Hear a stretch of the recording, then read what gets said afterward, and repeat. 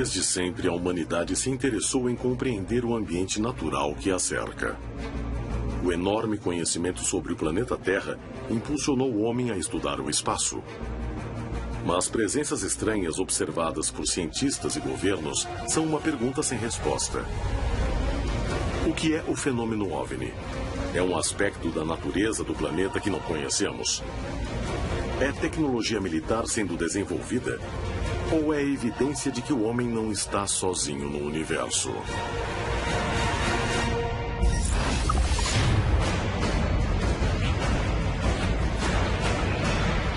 No México, 4 amigos organizam um passeio até o vulcão Iztaccíhuatl.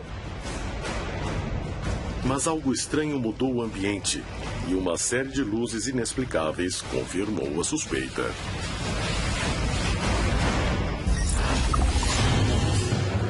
Na Argentina, um pesquisador estuda um dos casos mais famosos visto em todo o país.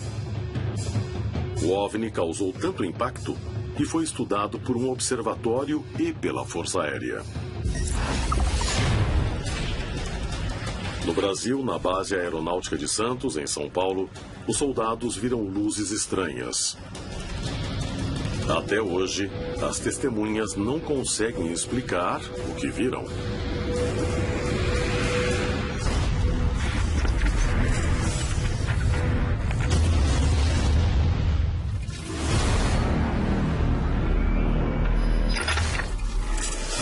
Hoje apresentamos OVNIs e controvérsias. A grande quantidade de aparições que ocorre em todos os países do mundo, sem exceção, não permite manter o fenômeno escondido. O fenômeno já é bem conhecido. Alguns países da América Latina aceitam abertamente o fenômeno OVNI, inclusive com comissões interdisciplinares com civis e militares, que, em conjunto, investigam o fenômeno. Por muitos anos, governos do mundo inteiro, normalmente comandados pelos militares, investigam o fenômeno OVNI e o levam muito a sério. Esta é uma possível questão de defesa e segurança nacional. Primeiro, nos Estados Unidos, os militares não dividem os segredos com civis. Não confiam nos civis. Para os militares, importa a cadeia de comando. Se eu for um oficial, só discuto questões sensíveis com outros oficiais. Para a imprensa e o público, estes mesmos governos disseram: isso não é problema, estamos em alerta, mas não muito interessados. Isso não é verdade. O interesse sempre foi muito forte. Apesar do sigilo governamental, nos últimos anos, países como Brasil, França, Chile, Espanha e Inglaterra tiraram a confidencialidade dos arquivos de suas investigações. Quando dizem que não são mais confidenciais em certos países, essa ação vem sempre das Forças Armadas, da Força Aérea ou do Ministério de Defesa ou de organismos científicos que fazem parte das Forças Armadas. Eu acho que é um resultado da nossa época, porque as redes sociais são tão ativas que a informação sai de uma maneira sem controle. E seria ainda mais ridículo continuarem negando. Não acho que divulgaram todos. É provável que guardaram muitos arquivos. Hoje, com os arquivos sendo divulgados, eu acho que tem relação com o momento da vida e da evolução que nós estamos passando. A ciência, de uma forma ou outra, em áreas distintas, estuda se há vida em outros planetas, seja pela astrobiologia ou exobiologia ou o estudo com satélites. Agora, se algum país realmente encontrou alguma coisa mesmo, jamais vão divulgar. O sigilo em torno do fenômeno OVNI é a prova mais cabal de que os governos sabem do que se trata e ocultam informação? Estudar de perto as histórias que ocorrem no continente é a chave para compreender o que se oculta por trás dessas manifestações inexplicáveis.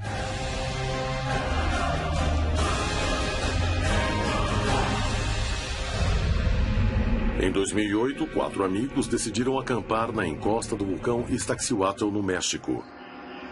E sem saber, foram para um local onde muitas pessoas diziam ter visto fenômenos inexplicáveis. Os eventos que estavam prestes a presenciar iam se transformar em uma noite de terror. Marco Antônio, Javier e mais 2 amigos não se viam há algum tempo e planejaram passar uma noite ao ar livre. Nenhum deles tinha experiência em acampar, mas isso não impediu que fossem. Cada vez que conto essa história, volto a ter essa sensação, esse mesmo medo que eu senti daquela vez. Nós não acampávamos, não fazíamos isso, então levamos coisas demais. E para subir a montanha, não era muito adequado e não sabíamos. Nenhum dos 4 conhecia a área e pouco tempo depois de chegarem ao local, começaram a pedir informação aos campistas que encontraram no caminho.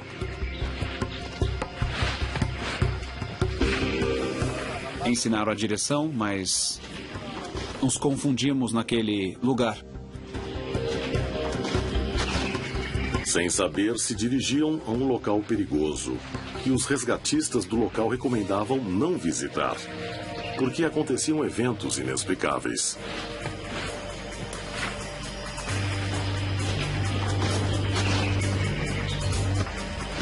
Fomos para um lugar que era muito escuro, o local era muito fechado. Eu senti uma coisa estranha e não falei, porque iam falar que eu era medroso ou algo parecido. Javier e Marco Antônio viram que não era um bom lugar para acampar. Mas o grupo resolveu passar a noite lá e começaram a se organizar. Nos dividimos em 2 grupos. 2 amigos iam armar a barraca para dormir e os outros 2 iam acender a fogueira. Começamos a procurar uns troncos e gravetos para acender a fogueira. Com o trabalho, conseguiram acender o fogo e armar a barraca que podiam usar caso chovesse.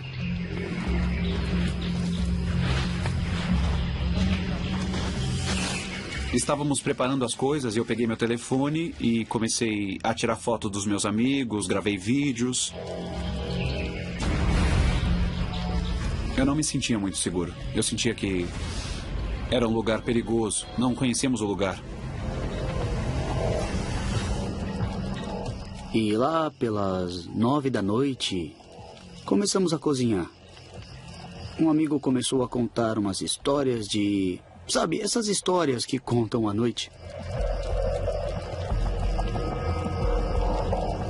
Meu amigo tinha sido do exército e foi para lá com um uniforme e levou o rifle porque íamos tentar caçar alguma coisa. Estávamos ouvindo uma música, estava tocando algum hino. De repente o rádio mudou de estação, começou a mudar e aí depois desligou.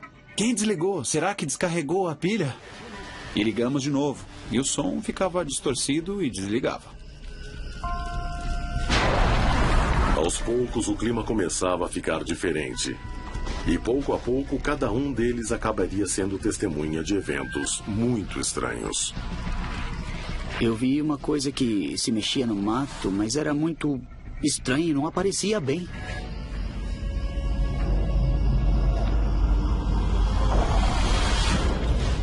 Eu não conseguia ver nada. Eu estava com uma lanterna, mas eu não conseguia ver o que estava andando por lá no meio do mato. Eu me assustei um pouco porque eu achei aquilo estranho, ver que alguma coisa se mexia no mato. Aí eu pensei, o que é isso? Que estranho. Bom, eu fiquei na minha, não contei nada pra ninguém porque iam rir de mim, sei lá, iam pensar que eu estava brincando e eu não queria assustá-los. E eu lembro que chegou com uma cara assim, meio que de surpresa. Tinha alguma coisa estranha, mas ele não falou. E eu vi no mato algum tipo de transparência, sei lá. Era como se estivesse... Eu olhava a árvore, mas tinha alguma coisa no meio, como se fosse um plástico. Uma coisa camuflada, que distorcia a imagem da árvore. Aí eu vi essas transparências e percebi que tinha alguma coisa de errado ali. Então nós acabamos de jantar e... Começamos a escutar barulhos.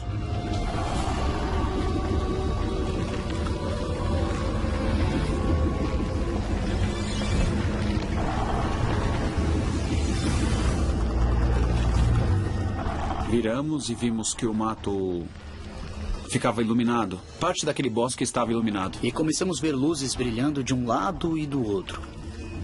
Essas luzes se moviam. Brilhava de um lado e depois brilhava de outro lado. E ouvíamos o barulho cada vez mais perto. Os brilhos se aproximavam cada vez mais. Os barulhos se intensificavam e os quatro começaram a perceber que um grande perigo os ameaçava.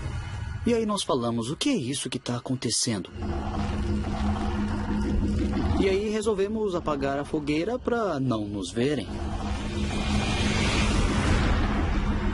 No meio do escuro e perdidos, ninguém estava salvo. Um pesquisador do fenômeno OVNI estuda um objeto estranho visto em todo o território argentino em 1985. O OVNI causou tanto espanto que foi notícia nos jornais e noticiários. Existem boatos de que as forças aéreas enviaram aviões para estudá-lo de perto. Pela primeira vez, a história será colocada à prova. Como primeiro passo, Christian Soldano encontrará Luiz Burgos, pesquisador e testemunha ocular do evento. Juntos tentarão encontrar novas interpretações para a informação que existe sobre o caso. Lembro perfeitamente vendo esta notícia da observação daquele objeto, não? Quando nós investigamos, nós conseguimos uma foto que foi tirada nada mais nada menos que pelo Observatório Astronômico de La Plata. Essa foto eu considero como a melhor foto de OVNI do mundo, porque milhares e milhares de pessoas viram e ela foi tirada pelo Telescópio Gran Equatorial. Na época, um dos maiores da América do Sul, e registrada por astrônomos que são cientistas e, por isso, entendem do tema. Você já viu os balões Mir da época?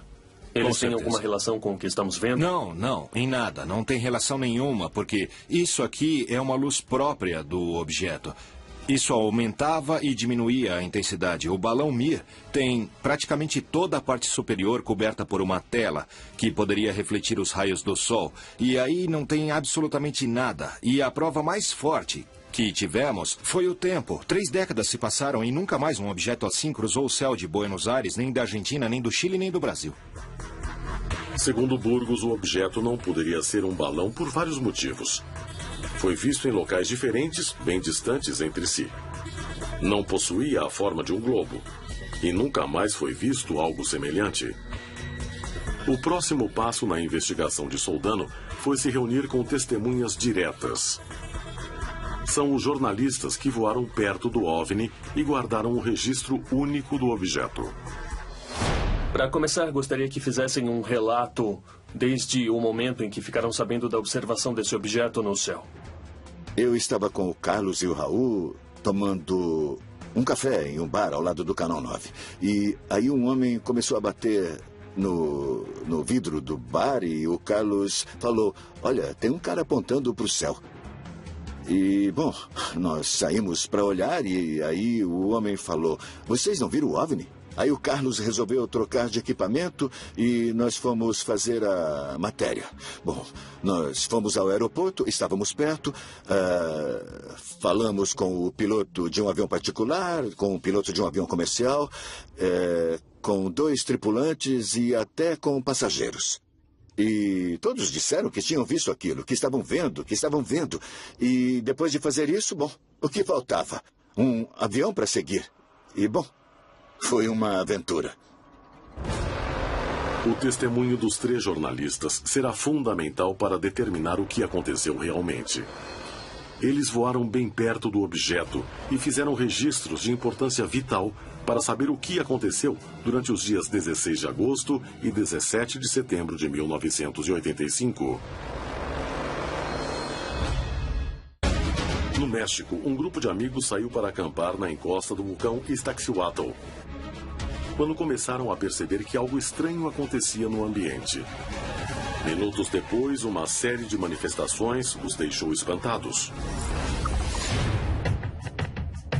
Na Argentina, um pesquisador segue os passos de um OVNI que foi visto no país inteiro durante um mês, em regiões diferentes, e que causou pânico na população.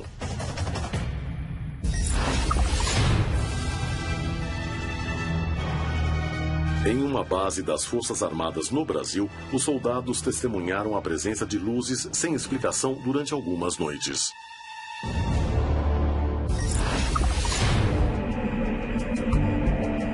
Quatro amigos foram acampar na encosta do vulcão Iztaccíhuatl, no México, sem saber que ficaram em um lugar onde muitas pessoas diziam ver fenômenos inexplicáveis. Marco Antônio e Javier começaram a observar fenômenos estranhos, até que uma série de brilhos e barulhos começou a cercá-los, chegando cada vez mais perto.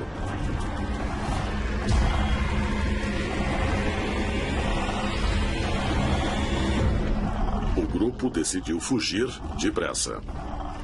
Pegamos as coisas e ouvimos o barulho. Nós viramos e vimos uma sombra. Eram umas figuras, pareciam silhuetas e corriam de um lado para o outro. Víamos pouco. Corriam mais ou menos a 5 metros de distância da gente. Corriam de um lado para o outro.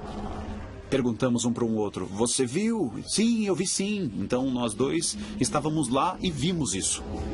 Me deu muito medo, porque eu pensei que iam fazer algum mal pra gente, eu não sei. Um dos jovens tentava proteger os amigos segurando um rifle, mas logo percebeu que era em vão. Os quatro correram o mais rápido que podiam. O caminho era perigoso, a noite estava escura e eles não sabiam o que tinha acontecido, onde aquilo estava e se podia alcançá-los de novo. A visão de outra silhueta os assustou novamente. Nada era o que parecia. Logo à frente encontramos um guarda florestal. E aí falamos: desculpa, mas estamos acampando e aconteceram algumas coisas bem estranhas. Ele perguntou onde estávamos acampando e a gente mostrou para ele. E ele disse que não podia acampar lá não, porque aconteciam mesmo muitas coisas estranhas por ali. Olha, eu não consigo encontrar uma explicação. Aquilo tudo foi muito estranho e nos deixou com muito medo. Um dos aspectos que mais chama a atenção neste evento é que seus protagonistas afirmam ter visto a mesma coisa e todos sentiram que suas vidas corriam perigo.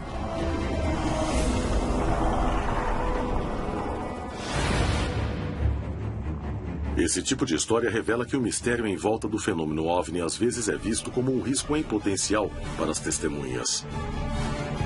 E alguns pesquisadores e membros dos estados mais poderosos também interpretam dessa maneira.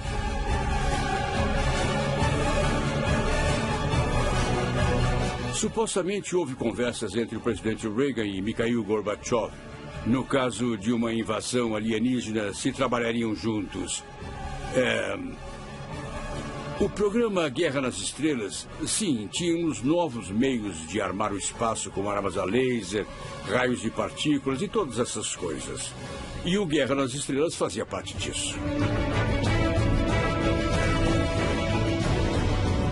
Militarização do espaço significa colocar armas no espaço, em plataformas espaciais ou no que for. Ninguém sabe se isso foi feito oficialmente, mas extraoficialmente achamos que isso já aconteceu. O programa Guerra nas Estrelas era isso. Eles tinham medo de que alguém em algum lugar fosse querer atacar os Estados Unidos. Se somos mesmo visitados por extraterrestres, então, evidentemente, a tecnologia que eles possuem é significativamente maior do que a que possuímos. Afinal, eles nos descobriram e não nós que os descobrimos. E, obviamente, qualquer civilização que desenvolveu a viagem interestelar viável está à nossa frente. E isso significa que deve haver um risco em potencial. Obviamente, é uma civilização com tecnologia, ciência e talvez com armamentos. E, novamente, da perspectiva militar, não seria como um filme de ficção científica de Hollywood. É por este motivo que os organismos oficiais de diversos países acompanham o fenômeno tão de perto. Um caso ocorrido há quase 30 anos teve tantas testemunhas que diferentes organismos oficiais se viram obrigados a tentar dar uma explicação sobre o que aconteceu.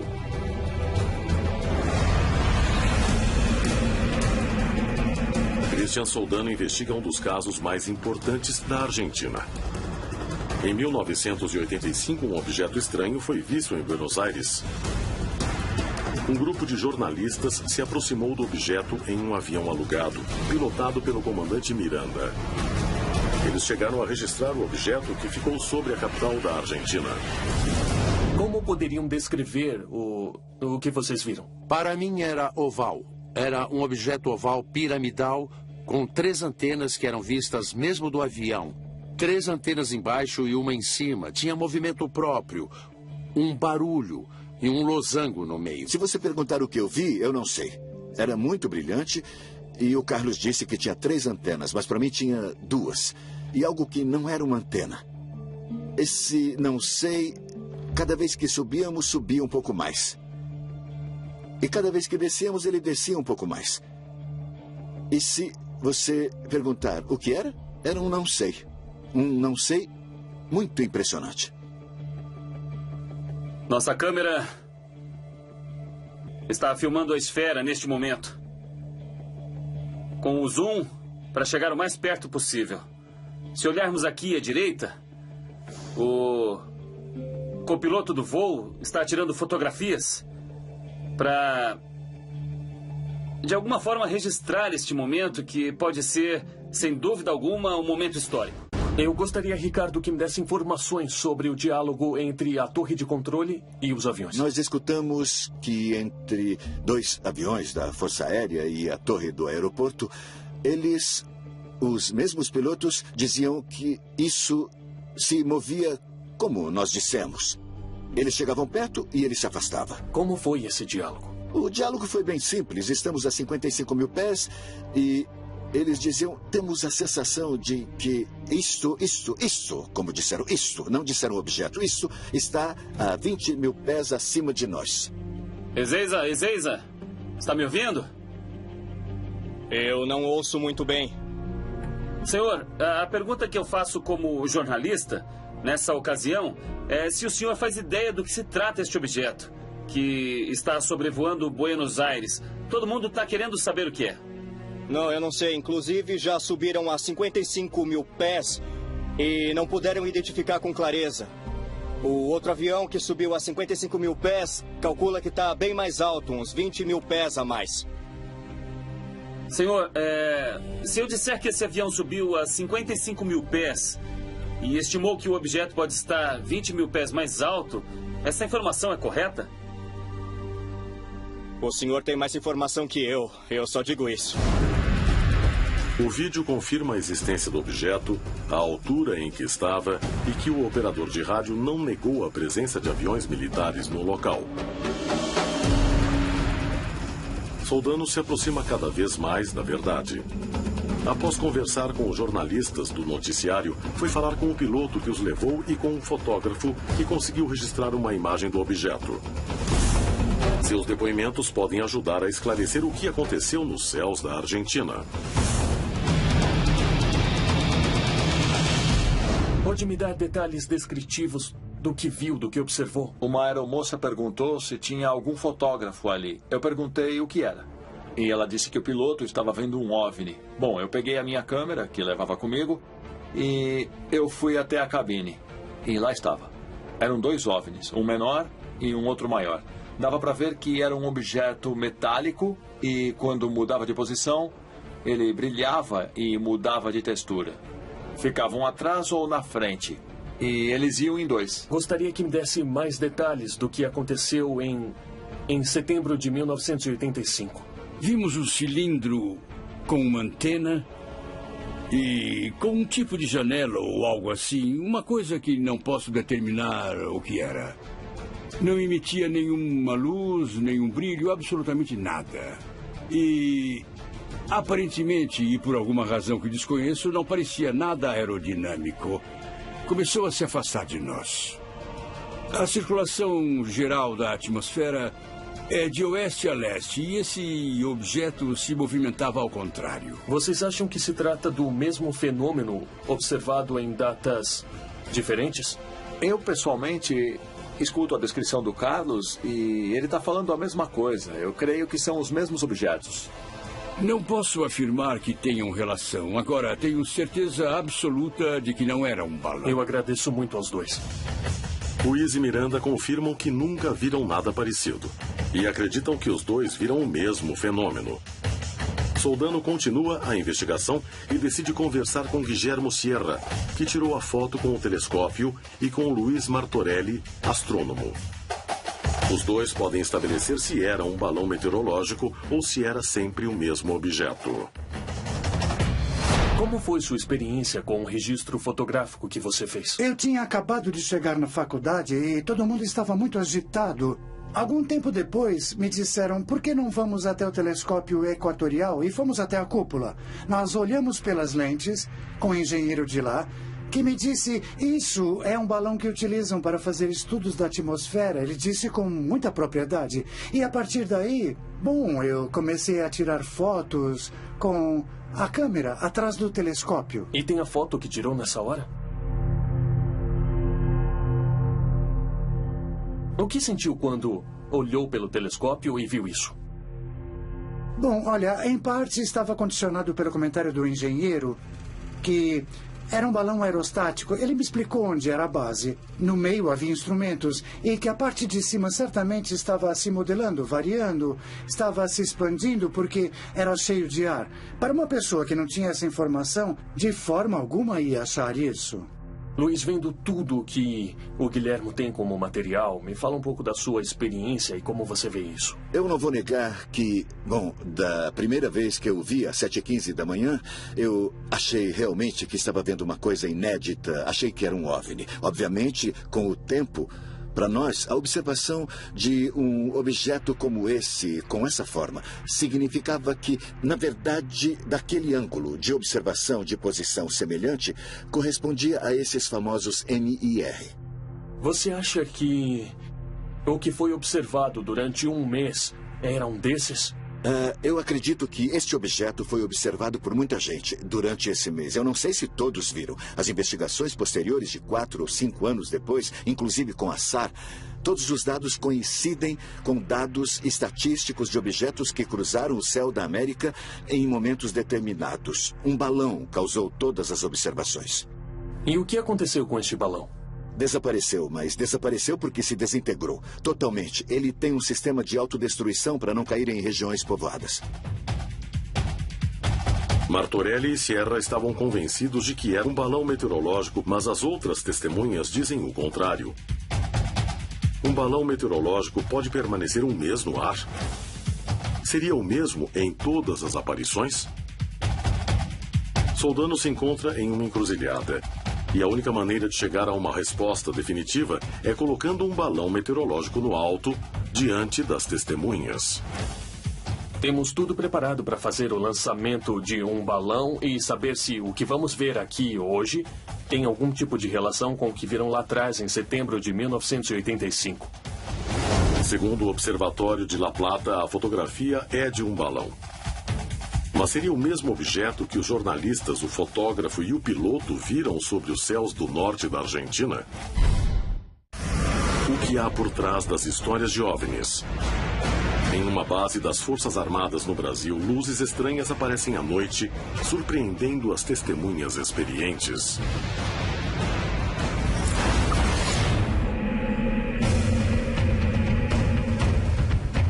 Christian Soldano investiga um dos casos de OVNI mais importantes da Argentina. Trata-se de um objeto observado durante um mês. Uma das versões afirma que era um balão meteorológico. Mas testemunhas que observaram de aviões discordam. Soldano decide soltar um balão com as mesmas características para estabelecer se pode ter sido um igual. A gente vai lançar o balão com a sonda de rádio. Vai subir os primeiros metros com muita velocidade. Na contagem, 5, 4, 3, 2, 1...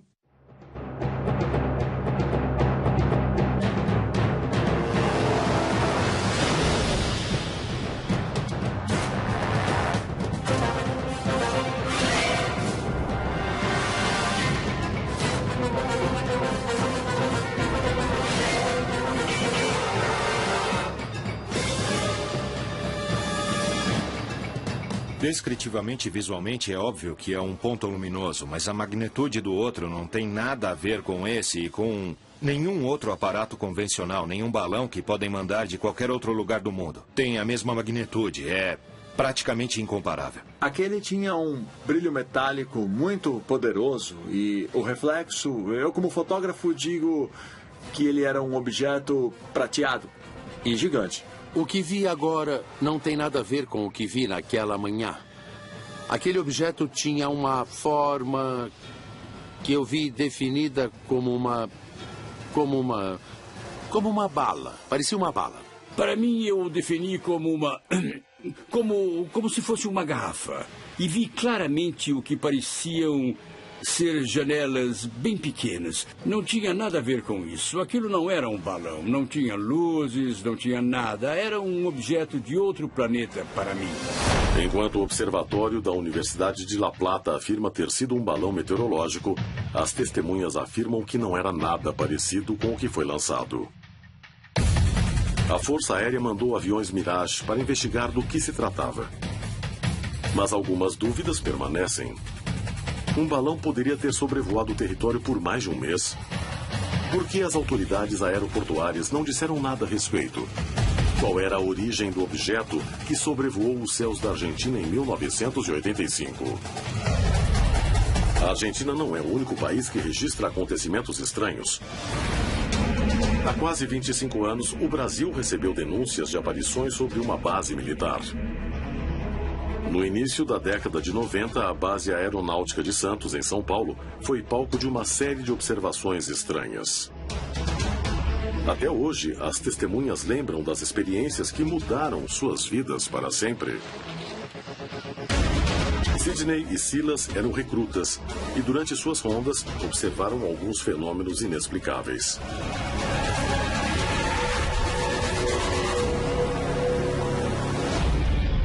Em uma noite de verão de 1994, Sidney estava dentro da base militar e devia fazer uma ronda. Eu sou formado em técnico em manutenção de aeronaves, né? Conheço aeronaves, avião, helicóptero, de tudo que é forma, luzes, tudo que é tipo, sempre acompanhei e gostei. Eu estava no ano de 1994, era meia-noite e 15, mais ou menos, aproximadamente, e foi na área militar, né? Eu estava dentro do quartel.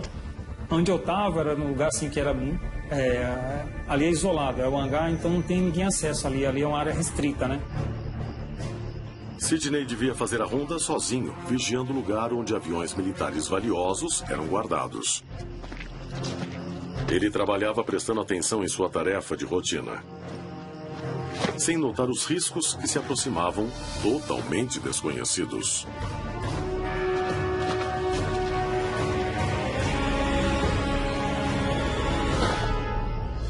Eu dou a volta, né? Nesse momento que eu dei a volta, que eu parei, eu fiquei olhando para o céu. Eu estava de frente para a Serra do Mar, né? Que é montanhas. E de frente eu vi uma luz que ela vinha de longe. A aparição da luz o deixou em alerta. Sidney estava ali para cuidar do hangar e a luz podia ser uma ameaça verdadeira. Quando ela veio, eu achava que era um avião, um helicóptero, alguma coisa, só que as luzes eu fui vendo que era diferente. Eram cores diferentes, ela fazia assim, né? Piscava sincronizado, assim. Só que aí quando ela chegou próximo onde eu estava, eu olhava e via assim, não é aeronave, não é avião, não é helicóptero. Essa luz, ela veio, chegou num determinado momento em cima da Serra do Mar. Essa luz, ela parou, ela desceu, essas luzes diminuíram a intensidade da cor. E diminuiu a intensidade da cor, ela baixou, deu um minuto mais ou menos, desceu um raio de luz, não foi reto, meio triangular, assim. Foi muito fantástico, nunca tinha visto uma coisa daquela. Ela tão forte, a luz tão forte, né? É uma luz muito forte. Era uma luz diferente, era uma coisa que não era daqui. E ela não foi assim, ela fez assim, a luz, tipo um triangular descendo, né? E ela ficou entre 1 minuto e 15, 1 minuto e 10, assim, naquela intensidade, que eu conseguia ver até as árvores. Sidney devia garantir que não se tratava de uma aeronave espiã voando perigosamente perto de sua base militar. Mas isso o deixava diante de uma situação ainda mais perigosa. Enfrentar um objeto voador não identificado sem conhecer suas intenções. E eu fiquei olhando, ficou entre 1 minuto e meio, 2 minutos com essa luz irradiante, muito forte. Aí, 1 minuto e meio, mais ou menos, essa luz apagou. E quando ela apagou, aí esse objeto, ela levantou um pouquinho para cima, aumentou a velocidade e depois ela subiu no espaço. Sidney ficou olhando o céu, tentando assimilar a experiência que tinha acabado de ver, pensando em seu significado. Eu nunca tinha visto nada parecido. Foi o meu primeiro avistamento, uma coisa fantástica, magnífica, que até hoje eu guardo e eu fiquei, sabe, uma coisa de outro mundo. Eu falei, agora eu acredito porque eu vi. Esta não seria a primeira nem a última vez que as rondas na base aérea de Santos colocaram à prova o temperamento de seus soldados. O recruta Silas foi outra testemunha de manifestações inquietantes, cujas intenções e origens são desconhecidas, ao menos para a maioria da população. Eu fui soldado da Aeronáutica em 1994 e entrei no dia 2 de janeiro. Então, como nós éramos soldados, nós tínhamos que ter um treinamento para ser um soldado. Dentro das instalações da Aeronáutica, que fica aqui no Guarujá, existia um prédio que se chamava Batalhão de Infantaria. E nesse batalhão, durante a noite, eu estava de plantão e era de madrugada, não lembro exatamente as horas que eram. E lá nesse batalhão de infantaria, lá em cima, no nosso alojamento, existe uma sacada, onde nós poderíamos ir até a sacada e ficar de frente para o Porto de Santos. Então, durante essa noite, enquanto eu estava olhando para a serra, eu vi uma luz vindo do Planalto, onde fica São Paulo, a grande São Paulo, vindo do Planalto, e veio se aproximando, eu fiquei olhando, veio. Silas notou que havia algo estranho nessa luz e ficou em alerta. Mas a noite mal havia começado.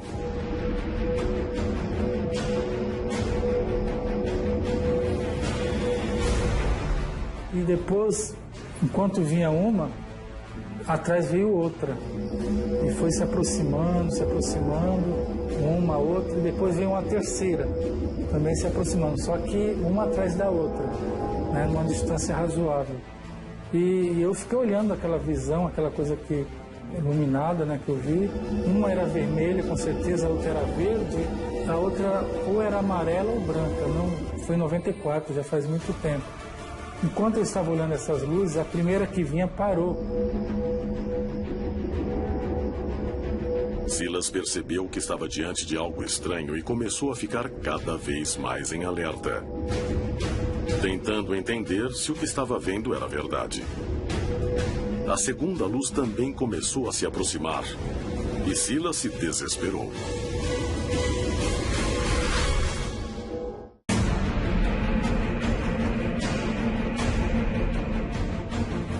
Na base de Santos, vários soldados testemunharam fenômenos estranhos nos céus da região.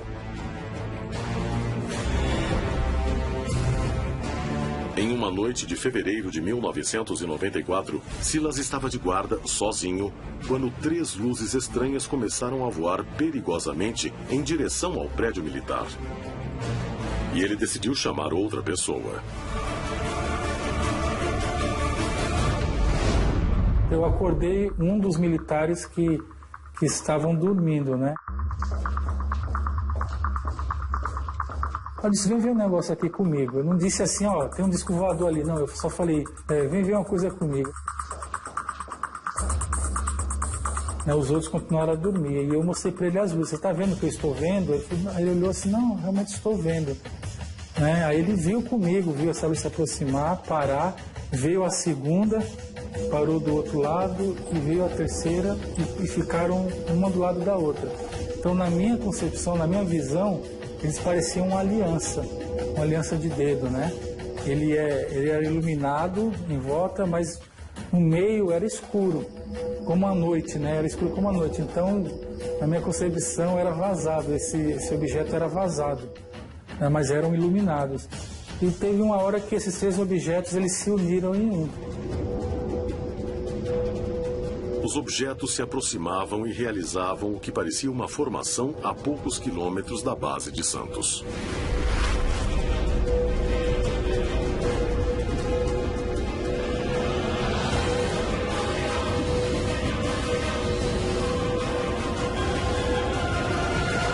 Então, quando eles se uniram em um, ainda continuei a observar o objeto, né? Ele estava parado, agora era um só. Só que uma nuvem depois veio e cobriu, né? E depois a gente tentou ver lá quando a nuvem saísse. Depois, com o tempo, a nuvem saiu e não viu mais o objeto.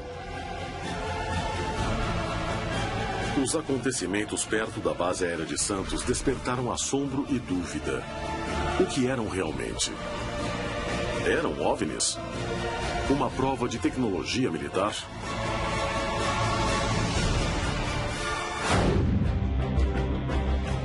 É uma manifestação da natureza?